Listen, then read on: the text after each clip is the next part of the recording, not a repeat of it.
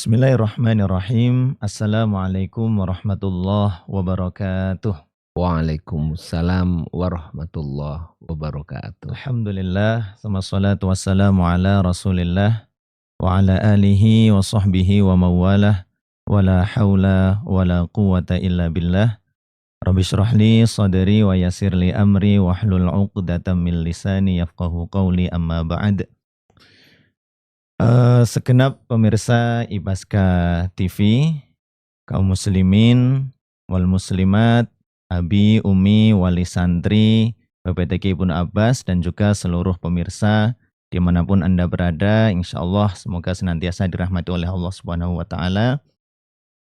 Alhamdulillah, sore hari ini kembali kita berjumpa dalam agenda podcast parenting yang insya Allah sore hari ini kita akan sama-sama membahas tema yang sangat menarik khususnya di dunia kepengasuhan pesantren, yakni sinergi antara orang tua atau keluarga dan juga pihak pesantren untuk membangun karakter santri yang beradab, tuh ya.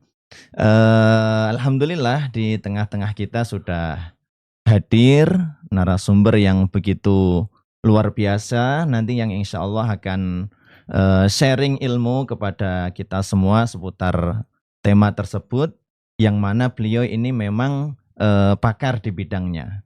Sehari-hari berkecimpung di dunia parenting, berkecimpung di dunia kepengasuhan pesantren, ya. Beliau adalah Dr. Andes Miftahul Jinan MPDI LCPC. Kita sapa beliau. Assalamualaikum Ustadz Miftahul Jinan. Waalaikumsalam warahmatullahi wabarakatuh. Mohon maaf dipanggilnya Ustadz Miftahul atau Ustadz Jinan? Ustadz Jinan saja. Okay, alhamdulillah. Lebih enak. Kabar sehat ya Ustadz Jinan? Alhamdulillah sehat walafiat. Alhamdulillah. Izin saya bacakan profil singkatnya Ustadz, biodata. Beliau ini riwayat pendidikan adalah lulusan atau alumni Gontor Ustadz ya. Betul. Kuliatul Muallimin Pondok Modern Gontor, ya. Alumni tahun 89. Betul. Kemudian Institut Pendidikan Darussalam Gontor. Masya Allah, Gontoriun Tulen itu. Jadi iya, 12 tahun. 12 tahun di kantor, Masya Allah. Dilanjut pasca sarjana UIN Sunan Ampel Surabaya, lulus tahun 2004. Dan juga Loop Institute of Coaching LCPC 2020. Ya. Kemudian untuk pengalaman dan aktivitas beliau, ini sangat banyak, kita ambil beberapa yang kaitannya dengan dunia parenting gitu ya Ustadz. Iya. Beliau adalah Direktur Gria Parenting Indonesia dari sejak 2009 sampai saat ini. Jadi bisa kita bayangkan ya pengalaman beliau di dunia kepengasuhan, di dunia parenting ini. Kemudian beliau juga Master Trainer Parenting Nasional. Sampai saat ini juga beliau juga menulis banyak sekali buku-buku seputar parenting ini, dan buku tersebut sebagian besar itu bestsellernya. Kemudian beliau juga menjadi wakil pengasuh pesantren modern Al-Firdaus Pacet. Mojokerto. Mojokerto. Sampai saat ini. Jadi insya Allah dinamika dan lika-liku dunia kepengasuhan pesantren beliau juga sangat menguasai. Oke, pemirsa Ibaska TV semuanya, kaum muslimin muslimat yang dirahmati oleh Allah Subhanahu wa Ta'ala. Nanti kita untuk sebagai pengantar awal kita akan menyimak bersama pemaparan mungkin sekilas gitu saja seputar tema ini, kaitannya tentang bagaimana agar pihak rumah atau keluarga, atau dalam hal ini orang tua, dan juga pihak pesantren dalam hal ini kepengasuhannya bisa saling sinergi bisa kolaborasi dalam mengasuh santri ini. Harapannya tentunya ke depan bisa menjadi generasi yang memiliki karakter beradab. Monggo, waktu kami persilahkan mungkin sekitar 10 menitan kurang lebih. Ustaz. Terima kasih Ustadz Mas Nah. Jadinya berbicara tentang membangun sinergi keluarga dan pesantren, kita harus memahami bahwa tanggung jawab awal pendidikan dan pengasuhan anak-anak kita adalah orang tua. Kemudian dengan sebuah misi, lalu di sana ada banyak pesantren, orang tua ini mengantarkan anaknya di pesantren. Apakah dengan menyerahkan anaknya ke pesantren, orang tua sudah tidak punya tanggung jawab lagi? Tentu tidak. Artinya adalah bahwa tanggung jawab ini tidak bisa didelegasikan. Tetap bahwa tanggung jawab amanah anak di dalam pengasuhan anak, tarbiyatul aulad itu tetap ya di orang tuanya. Kemudian pesantren posisinya ya tentu supporting system, di mana kebetulan anak-anak kita itu kita serahkan di pesantren dan hari-hari ini mereka di pesantren. Lah rasanya tidak mungkin jika dua pihak yang kebetulan saling mengasuh itu tidak bersinergi. Saya masih ingat sebuah kata-kata dalam bahasa Arab itu, almar'u ibnu abihi wal mar'u ibnu bi'atihi wal mar'u ibnu awaidihi. Ini menarik. Jadinya seseorang itu akan dipengaruhi oleh orang tuanya. Yang pertama tuanya, tentu. Seseorang itu juga akan dipengaruhi oleh bi'ahnya. Jadinya di mana lingkungan dia itu berada, dan tentu seseorang itu juga akan dipengaruhi oleh awaidi. Awaidun itu artinya adalah kebiasaan-kebiasaan yang dibangunnya di lingkungan itu. Lah, berangkat dari sini maka sebenarnya sinergi adalah sebuah keniscayaan. Ya, sederhananya kalau kita mau memahami ini ada sebuah cerita ya. Ini cerita ini tentang seorang kakek yang kebetulan ulang tahun begitu. Kakek 70 tahun ini. Kemudian ulang tahun, lah istrinya sang nenek itu berpikir apa yang bisa saya berikan sebagai bentuk hadiatan li zauji kan begitu ya. Lihat, lalu nenek ini memperhatikan dari ujung kepala sampai ujung kaki apa yang dibutuhkan ini, sampai akhirnya ketemu ide. Apa itu idenya? Yaitu nenek ini mengetahui bahwa kakek ini punya sepeda ontel butut begitu. Kebetulan sadelnya rusak. Berarti yang paling dibutuhkan adalah sadel baru begitu. Akhirnya nenek ini membuka dompetnya, kok nggak ada duit loh. Akhirnya dia ingat bahwa di telinganya yang sebelah kanan itu tersisa hanya 1 giwang.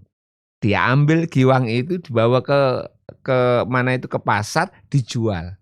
Sebentar, giwang itu apa Ustaz? Giwang itu adalah yang ada di telinga itu. Apa itu Alat namanya? bantu pendengaran. Bukan, bukan yang biasa anting. anting Iya, anting yang di telinga itu.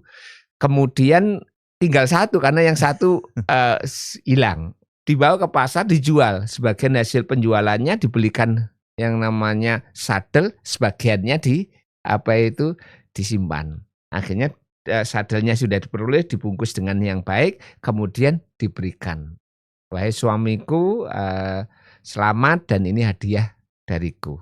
Akhirnya sang suami membuka, betapa terperanjatnya, dia suka sekali bahwa sadelnya bagus, terima kasih. Lalu bertanya, wahai istriku, dari mana kau dapatkan yang namanya duit untuk membeli yang namanya sadel ini?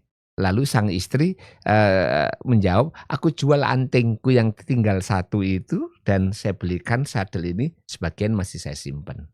Lah tidak mau kalah, sang suami lari ke kamar, buka lacinya, ngambil 1 bungkusan kecil, yang dibungkus indah, kemudian disodorkan kepada istrinya. Dibuka. Lah ketika dibuka itu ada anting yang mirip sekali dengan anting yang dia jual beberapa hari yang lalu. Lalu sang istri kan bertanya, "Wahai suamiku, terima kasih atas hadiah anting ini. Dari mana kau dapatkan duit untuk membeli anting ini?" Dia jawab, "Yaitu saya menjual sepeda ontelku dan hasil penjualan sepeda ontel itu saya belikan anting ini." Apa maknanya? Niat dua orang ini bagus. Tapi dengan niat bagus itu apakah hasilnya sempurna? Kan tidak. Iya. Ya. Apa yang membuat hasilnya tidak sempurna? Karena kurangnya komunikasi. Maka pada titik inilah bahwa sebuah sinergi ya harus terbangun dari sebuah komunikasi yang baik. Dalam hal ini adalah komunikasi antara orang tua dan komunikasi antara yang namanya musyrif musyrifah atau murabbi murabbiyah di pesantren. Dan inilah sebenarnya bangunan bahwa memang kita harus berkomunikasi, memang kita harus bersinergi. Begitu Ustaz. Oh ya, Masya Allah. Jadi tadi beliau paparkan bahwa sinergi, komunikasi, kemudian kolaborasi antara pihak orang tua dengan pihak pesantren itu satu keniscayaan yang memang harus ada. Harus. Tentunya dalam pendidikan itu kan ya antara orang tua dengan sekolah memiliki harapan dan target yang sama ya. Betul. Dalam betul. hal konteks tema kita sama-sama ingin menghantarkan agar Ananda kelak memiliki karakter yang beradab. Betul. Karakter yang solih, karakter yang taat. Nah, kemudian kira-kira ini Ustadz, peran yang bisa dilakukan pihak rumah, pihak keluarga, pihak orang tua dalam rangka sinergi ini, karena kan namanya mondok, pesantren itu posisi anak sedang di pesantren di asrama. Kira-kira sejauh mana peran yang bisa dilakukan orang tua dan diwujudkan dalam bentuk apa saja? Oke, begini. Saya ketika menyampaikan ini saya harus berpikir bahwa saya sebagai wali santri juga terhadap anak saya. Karena kebetulan juga beberapa anak saya sudah selesai di pesantren dan sekarang sedang nyantri juga kan begitu. Apa yang bisa saya lakukan untuk membantu proses tarbiyah anak saya di pesantren? Padahal saya di luar dan ketemunya di waktu sambangan 1 bulan sekali kan begitu dan 1 kali telepon kan begitu. Lah tentu yang bisa kita lakukan termasuk yang saya lakukan adalah ketika kita memasukkan anak kita ke pesantren dulu kan mesti ada target-target sih. Orang tua juga, saya masukkan ke PPTQ Ibnu Abbas gitu ya. Itu mesti orang tua berpikir, saya pengen yang namanya anak saya punya target hafalan sekian. Saya pengen anak saya punya yang namanya karakter ini, saya punya ini. Tentu ini adalah di awal dulu, start awal. Jangan sampai orang tua itu memasukkan ke pesantren blank nggak punya target, gak punya tujuan. Wis pokoknya tak masukkan. Ya sebagian kadang mindsetnya pokoknya tak masukkan ya. Begitu. Saya pasrah, terserah diasuh seperti apa. Betul. Lah saya berharap kita ini dari awal memang kita startnya adalah bahwa kita adalah punya tujuan sih memasukkan ke PPTQ Ibnu Abbas ini. Ya kan? Saya punya tujuan. Tentu tujuan itu macam-macam dari aspek akhlak, akademis, dari aspek tahfidz dan lain sebagainya. Yang sederhana coba umpamanya aspek tahfidz begitu ya. Lah aspek tahfidz itu kita punya target bahwa ya idealnya anak kita selesai 30 juz kan begitu. Tapi kita juga harus memahami ya bahwa tidak semua anak punya bakat untuk 30 juz itu. Dipaksa-paksa juga gak bisa kan begitu. Dan kita harus memahami. Lah disinilah sebenarnya start awal itu yang anggap saja semester pertama dia masuk, ya kan? Semester pertama dia masuk, sebelum masuk ya saya tanya, "Le, kamu hafalanmu berapa ini sebelum masuk ma'had ini?" kan begitu. Ya seperti yang di SD kemarin 1,5 juz, bahkan begitu ya, juz 30 dan juz separuh 29 kan begitu. tentu saya tidak memaksa bahwa nanti langsung 1,5 juz. Kan ada penyesuaian-penyesuaian di ma'had yang barunya kan begitu kan. Ya sudah pokoknya 2 juz 29 tuntas itu target satu ini. Lah, seperti itu saya ajak diskusi sama anak saya. Lah, ini akan lebih baik lagi ketika anak ini sudah 2 tahun, 3 tahun di ma'had. Karena kita sudah tahu kemampuannya dia, kemudian kita bisa targetkan. Yang jelas adalah dialog tentang target. Semester depan ini berapa sih target hafalanmu? Begitu. Anak saya ngomong, ya seperti semester yang lalu, Bi. Tuh, Abi lupa ini semester yang lalu berapa? 2,5 juz. Berarti semester depan 2,5 juz. Iya, oke.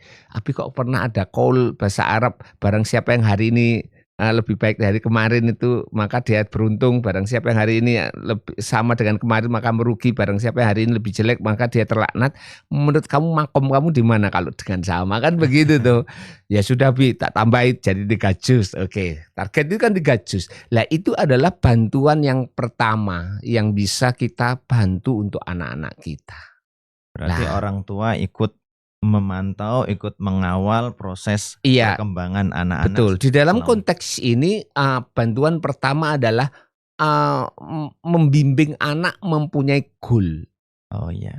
Mempunyai target. Lah, ketika target itu sudah, maka kita akan di dalam proses anak di pesantren, kita akan nanya sambangan pertama gimana. Kan gitu. Kita tanya lagi sebagai managing progress-nya itu ya. Managing progress. Atau ada lagi hal yang lain. Itu adalah bantuan. Kita juga mendengarkan anak kita curhat. Kan banyak biasanya anak-anak baru, anak kita yang baru itu curhatnya macam-macam. Maka orang tua mohon nggak boleh baper. Mendengarkan aja dulu. Dengan tenang, dengan dengan empati kan begitu ya. Kemudian mendengarkan. Lah, kita juga mau nasihati juga izin dulu, ya kan? Menasihati kan izin dulu toh. Boleh nggak Abi memberikan masukan ini kan begitu. Oh silakan Bi. Oke, kalau Abi sih sebenarnya jika sandalnya hilang, Mas, kan sandalnya hilang, kita bisa bagaimana punya sikap kan begitu ya. Kalau sandal hilang itu kita anggap bahwa musibah, maka stres kita Tapi kalau kita sandal, saya sedang diuji Allah dengan sandalnya hilang. Kan boleh. Seharusnya ketika sandal hilang, maka yang mengambil itu justru orang yang saya kasihani. Karena kalau dia program tahfidznya mesti terganggu ini kalau dia ngambil itu kan begitu. Ada terganggu. Lah dengan membangunkan mindset begitu, maka sebenarnya ada satu karakter yang kita sentuhkan di titik anak ketika ada keluhan di situ. Oke. Dan yang ketiga tentu yang bisa kita lakukan doa. Iya, doa. Dan doa itu tidak bisa kita anggap remeh. Iya. Kita ini kan memasukkan anak kita itu di pesantren kan titip. Ya. Titip itu tega, ikhlas, tawakal. Pada titik ini. Tawakal tu ala Allah. Nah, tega, ikhlas, tawakal. Ya, tega, ikhlas, tawakal, ikhtiar dan percaya. Itu titip. Iya kan? Titip. Menarik itu. Ya. Lah, untuk konteks ini adalah tawakal. Jadi nggak boleh overthinking ini loh ya. Kalau kita overthinking, berat itu kita ini. Macam kalau anak saya begini gimana? Kalau anak saya begini, anak saya paling kecil itu kan terlalu mikir macam-macam toh. Ya kita tawakal, setelah tawakal kita berdoa, ya Allah, aku serahkan anakku ke pesantren dan saya yakin bahwa dia akan mendapatkan hal-hal yang baik di pesantren itu. Kita berdoa tiap hari dan lain sebagainya. Dan tentu yang keempat adalah kita harus kerjasama sama musyrif musyrifah. Bangun yang namanya komunikasi. Kita nyerahkan kepada orang yang baik, musyrif. Tentu kita harus percaya dan kita harus hargai, tetap ada respect kepada mereka. Begitu. Insya Allah. Ya itu tadi dari pihak orang tua. Betul. Dari pihak keluarga di rumah yang tentu kalau anak sudah mondok kebersamaannya bisa ketemu langsung itu paling yang kan pas sedang sambangan, pas sedang libur akhir semester dan lain sebagainya. Betul. Nah sekarang Karena kebetulan Ustadz Jinan sendiri ya berkecimpung di dunia kepengasuhan Betul. pesantren ya. Iya. Dari pihak pesantrennya, Ustaz. Dari pihak dalam hal ini ya musyrif-musyrifah, kepengasuhan, bagaimana agar program-program seperti apa, kemudian agar terjalin sinergi yang baik, terjalin komunikasi yang baik, biar orang tua di rumah yang tidak ketemu setiap hari dengan anak nggak overthinking tadi gitu. Iya. Ya, dari pihak pesantrennya itu harus bagaimana membangun begitu? seperti apa? Saya pikir persis tadi apa yang disampaikan Ustadz bahwa kita harus membangun komunikasi. Dan mohon maaf Ustadz, asatidz dan ustadzat semuanya, kalau komunikasi sama orang tua jangan menunggu ada masalah. Jadi kalau ada masalah santri sakit, santri ada melanggar itu baru telepon, itu terlambat. Jadinya kapan sebenarnya waktunya adalah bahwa di awal tahun untuk membangun bonding, kedekatan antara wali asrama sama orang tua. Ya, saya sebagai orang tua itu kalau wali asrama saya telepon, Assalamualaikum Ustadz Jinan, kenalkan saya Ahmad, wali asramanya Ananda Faruk, begitu ya. Saya telepon Ustadz Jinan, apakah ada waktu bagi Ustadz Jinan? Oh, silakan Ustadz. Oke, kemudian dia nanya, sebelumnya sebenarnya nggak ada masalah, Faruk nggak ada masalah, sehat Ustadz Jinan. Saya hanya ingin omong-omong aja, ya sekedar ingin tahu hobinya, kondisi yang lain. Saya seneng loh Ustadz. Saya seneng itu loh ya. Apalagi ditanya, apakah Ananda Faruk punya riwayat sakit Ustadz Jinan kan begitu. Nggak ada, mungkin sedikit alergi. Oh, alergi apa Ustadz Jinan? Kan begitu toh. Lalu kalau alergi, kalau kebetulan kamu apa yang mesti biasa dilakukan? Itu orang tua seneng itu.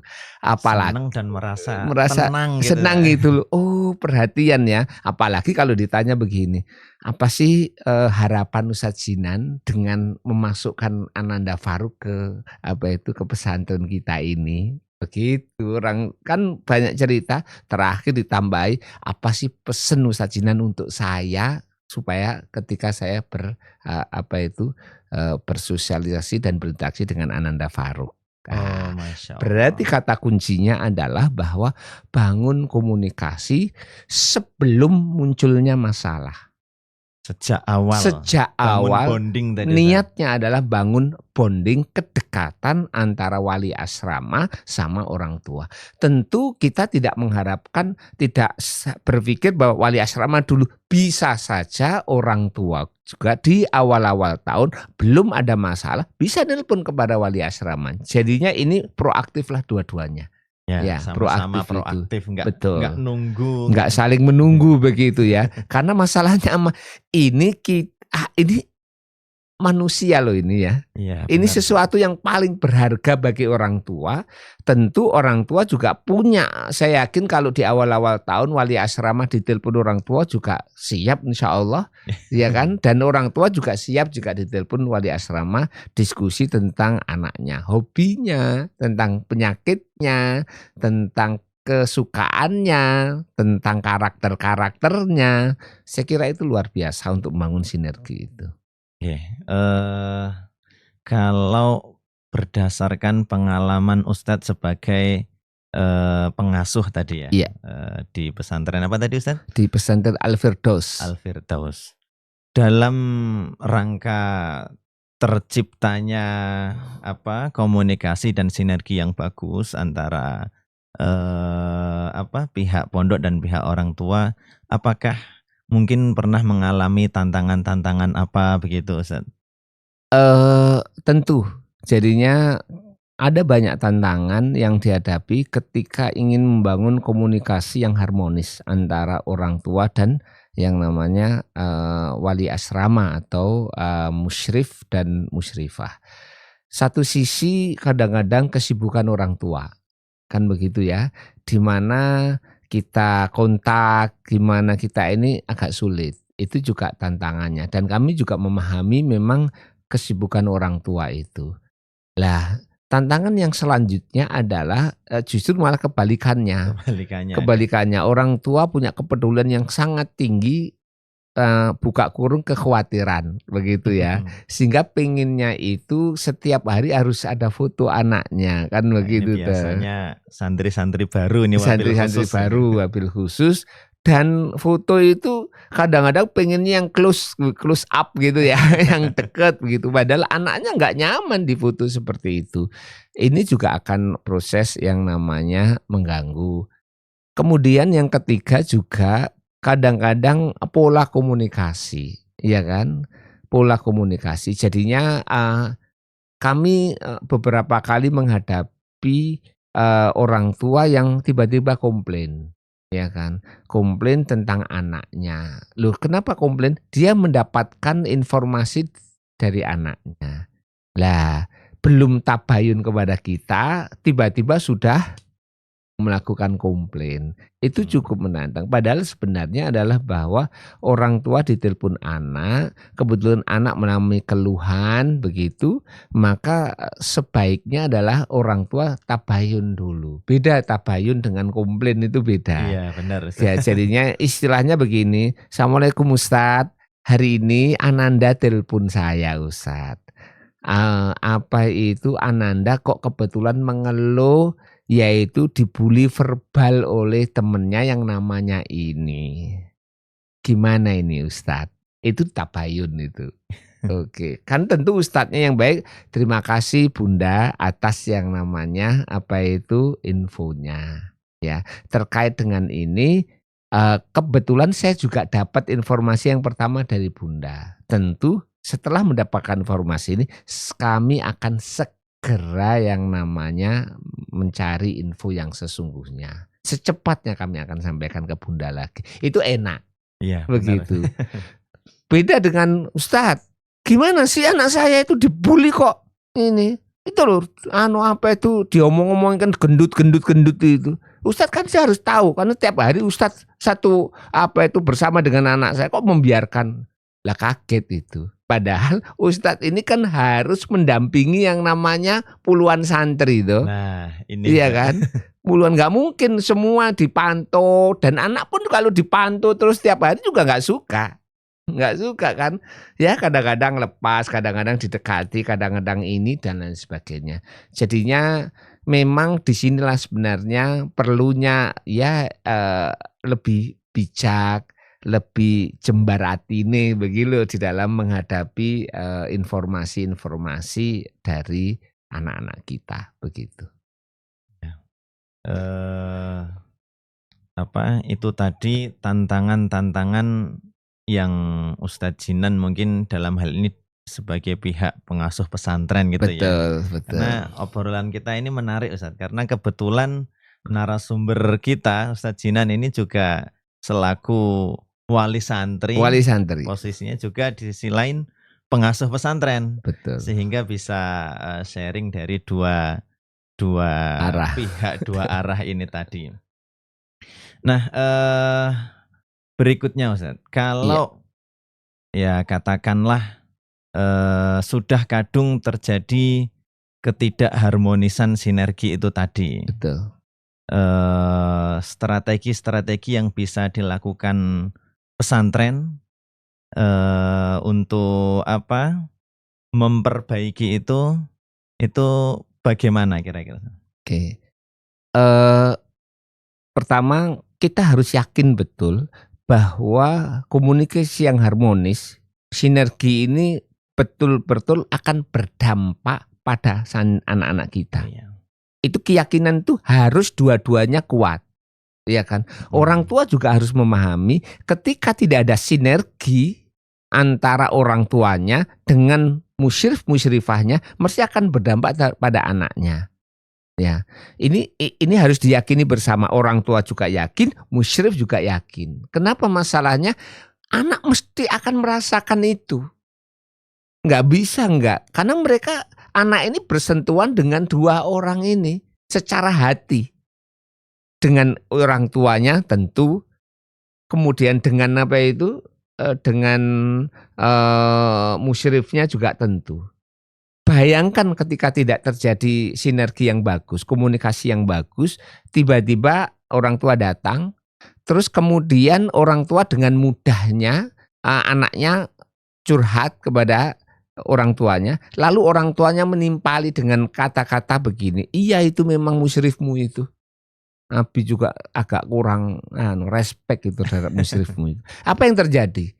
Yang terjadi kita sedang memasukkan virus yang negatif ya terhadap anak kita. Loh kebetulan musyrifnya itu juga muhafidnya juga. Oh, Ya. ya. Memang cukup banyak yang musyrif sekalian Muhafid muhafid itu. Anda bayangkan itu. Berarti kan turunnya respek anak terhadap musyrif itu gara-gara informasi dari orang tuanya. Wah, Ya kan? Sehingga yang terjadi adalah ya sudah akan berdampak. Makanya Ustadz, saya ini sering dicurhati oleh anak terkait dengan musyrifnya. Tetapi di hadapan anak saya harus tetap membuat musyrifnya adalah sosok yang agung yang harus dihormati oleh anak saya. Itu prinsip bagi saya. Iya kan. Walaupun di balik itu saya telepon musyrifnya, saya ajak ngomong diskusi. Tapi itu semuanya nggak akan sampai pada anak saya. Di hadapan anak. Di hadapan anak tetap yang namanya musyrif itu sosok sempurna. Itu. Tetapi di belakang itu karena saya dapat informasi itu saya tabayuni dan saya bisa nasihati musyrifnya. Ya kan? Tapi itu tidak akan pernah terekspos kepada anak saya. Ya kan? Untuk apa itu? Kita mengekspos kepada anak kita. Akan kehilangan respek. Itu. Jadinya perkuat yang namanya keyakinan bahwa ketika hubungan kita dengan musyrif harmonis itu akan berdampak positif. Dan ketika hubungan kita dengan musyrif kurang harmonis, maka akan berdampak negatif pada anak kita. Itu yang harus kita lakukan. Yang kedua, ya tentu harus kita berjiwa besar ini. Yeah. Kita berjiwa besar bahwa apakah pernah nggak saya agak sedikit konflik? Pernah. Saya ini manusia normal kan begitu. Ya saya berusaha datang kepada musyrifnya. Dan saya bilang, Ustadz mohon maaf, mungkin kemarin posisi kita agak kurang nyaman ya. Begitu aja sudah selesai. Yeah. Kedepannya saya yakin bahwa saya percaya bahwa kita akan. Karena kita harus baik-baik Ustadz. Supaya lagi komunikasi. Dan kita harus terbuka begitu. Yeah. Jadinya saya tidak pernah berpikir siapa yang salah dan saya mohon maaf Ustadz atas kejadian yang tidak nyaman kemarin itu, terutama istri saya. Begitu kebetulan konfliknya istri kan begitu toh. Kalau kita ini dan istri saya sudah menyampaikan dan istri saya minta maaf atas ini. Saya kira itu menarik. Jadinya harus tetap yang namanya komunikasi. Begitu. Termasuk bentuk sinergi itu ya ini sebentar lagi santri-santri liburan. Betul. Pulang ke rumah. Iya. Ya. Bagaimana agar selama di rumah itu nantinya kebiasaan-kebiasaan baik yang telah dibangun di pesantren tetap terjalankan. Iya. Gitu Ustadz ya. Iya. Dari tadi kan disampaikan dampak positif ketika hubungan baik, komunikasi yang baik, sinergi yang baik ini terwujud antara pihak sekolah, pihak pondok, pihak musyrif-musyrifah dengan pihak orang tua. Yeah. Itu dampak positifnya mungkin bisa disebutkan apa saja gitu.